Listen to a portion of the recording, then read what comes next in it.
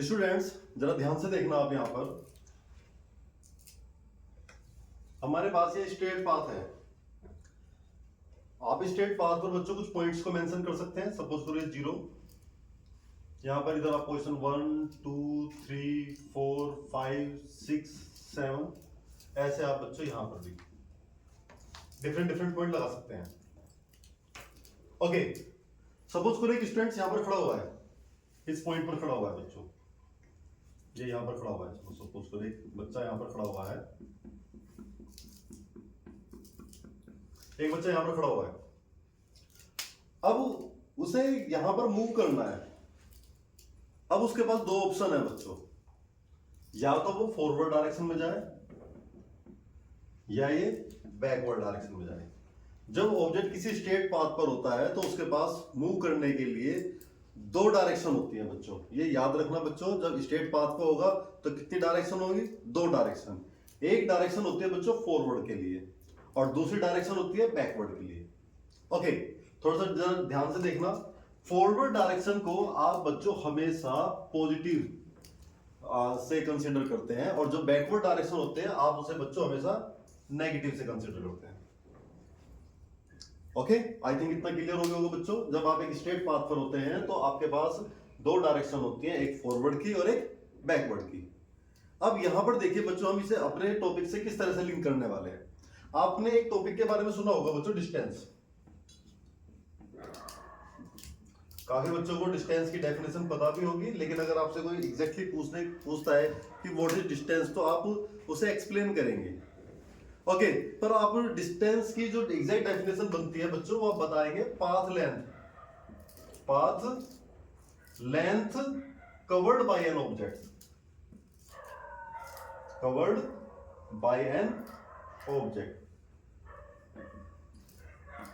Okay, वो जितनी भी पाथ लेंथ कवर करता है बच्चों, वो डिस्टेंस कही जाती है।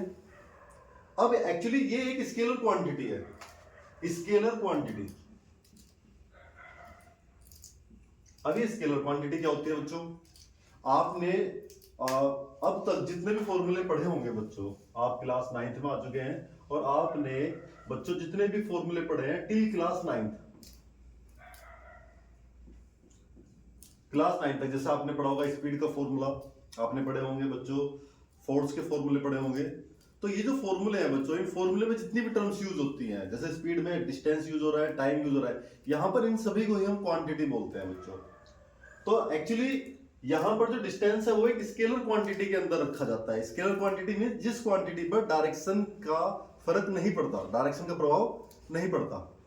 आप किसी भी डायरेक्शन में मूव करिए बच्चों, आप एक बाइक लेके चलिए और आप किसी भी डायरेक्शन में मूव करिए, आपकी डिस्टेंस हमेशा प्लस हो जाएगी। आपकी बाइक में जो ओडोमीटर होता है, जो डिस्टेंस को मेजर करता है, आप चाहे फॉरवर्ड डायरेक्शन में चलिए या आप बैकवर्ड डायरेक्शन में चलिए, वो हमेशा पॉजिटिव रिजल्ट देगा। तो जिस क्वांटिटी पर डायरेक्शन का फर्क नहीं पड़ता वो स्केलर क्वांटिटी होती है और डिस्टेंस आपकी एक स्केलर क्वांटिटी है। चलो ठीक है, अब इसके बाद अगर हम आते हैं डिस्प्लेसमेंट पर।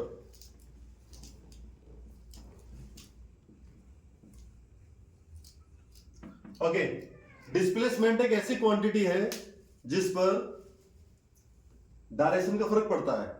यानी कि कौन सी क्वांटिटी होगी ये एक वेक्टर क्वांटिटी होती है और ये होती है बच्चों शॉर्टेस्ट पाथ।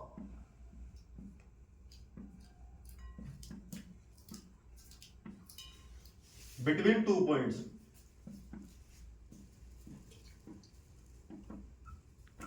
दो पॉइंट के बीच का जो शॉर्टेस्ट पाथ होता है बच्चों, उसे बोलते हैं हम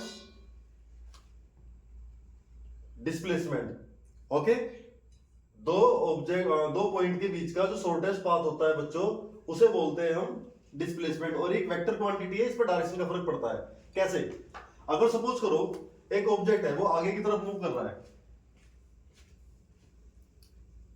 तो सब कुछ प्लस होता चला जाएगा। अब अचानक उसने डायरेक्शन क्या करा बच्चों? बदल दी। जैसे उसने अपनी डायरेक्शन बदली, और तो ये यानी कि डायरेक्शन बदलने पर क्या हुआ बच्चों? दो पॉइंट के बीच की डिस्टेंस लगातार क्या होने लगी? कम होने लगी। मतलब पहले तो डिस्टेंस लगातार बढ़ती जा रही थी, अब डायरेक्शन उसने बदली तो लगातार डिस्टेंस क्या होती जा रही है? कम। और एक समय ऐसा आया कि डिस्टेंस हमारी क्या हो गई? 0। तो यानी कि डिस्प्लेसमेंट एक ऐसी क्वांटिटी है जिसपे डायरेक्शन का फर्क पड़ता है। ओके, तो अब बच्चों आई थिंक आपको दोनों चीज समझ में आ गई होगी। ये एक वेक्टर क्वांटिटी है।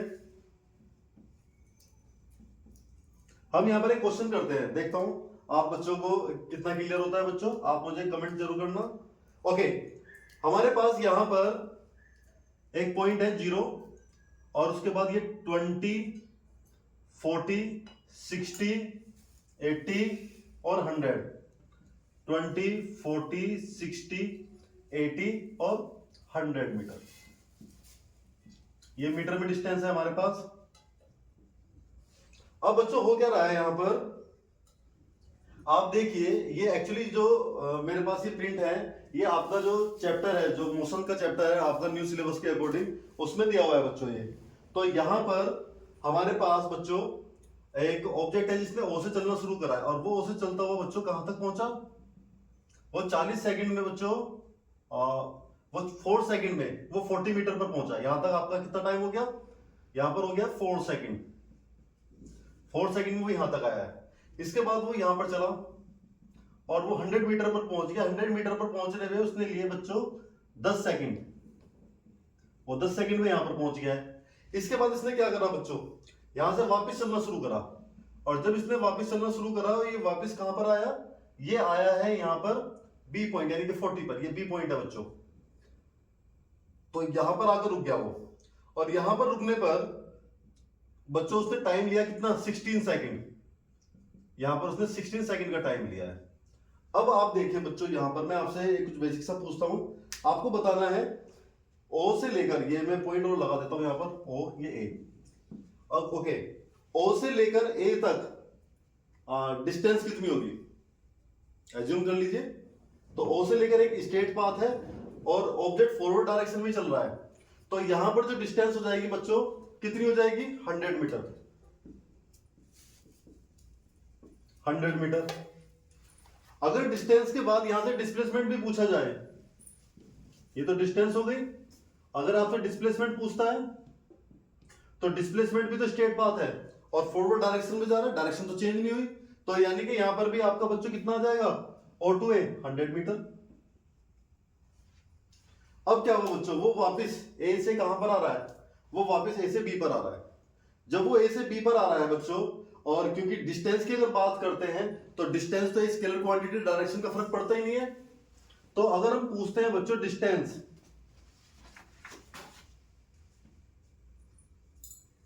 डिस्टेंस पूछते हैं कहां से, ओ टू ए, फिर वहां से कहां तक आया है, बी तक आया है। तो इसमें आ जाएगा 100 प्लस यहां से आता कितना है बच्चों, 20, 40, 60।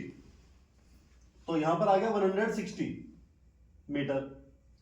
ओके, और आपको बताया था डिस्प्लेसमेंट क्या होता है बच्चों, डिस्प्लेसमेंट तो शॉर्टेस्ट पाथ होता है बच्चों दो पॉइंट के बीच का, यानी कि ओ से लेकर बी। तो यानी कि इतना गैप बचा। तो इसे आप शो कैसे करेंगे बच्चों, तो सबसे पहले वो देखिए वो कितना चला, वो सबसे पहले बच्चों डिस्प्लेसमेंट में ओ से चला कहां तक, ए तक, तो 100 मीटर चला। फिर उसने अपनी डायरेक्शन चेंज करी 20, 40, 60। तो 60 माइनस करके अब वो रह गया बच्चों कितना, 40 मीटर की दूरी पर। ओके, आई थिंक आपको ये टॉपिक समझ में आया होगा। हम इसके बाद बच्चों इससे जुड़े हुए कुछ न्यूमेरिकल करने वाले हैं और जो नेक्स्ट वीडियो होगी वो बहुत इंपॉर्टेंट होगी, आपको उसमें बहुत अच्छे से समझ में आएगा और मैं उसे कंप्लीटली एक्सप्लेन करने की कोशिश करूंगा। ठीक है बच्चों, वीडियो यहीं ओवर करते हैं।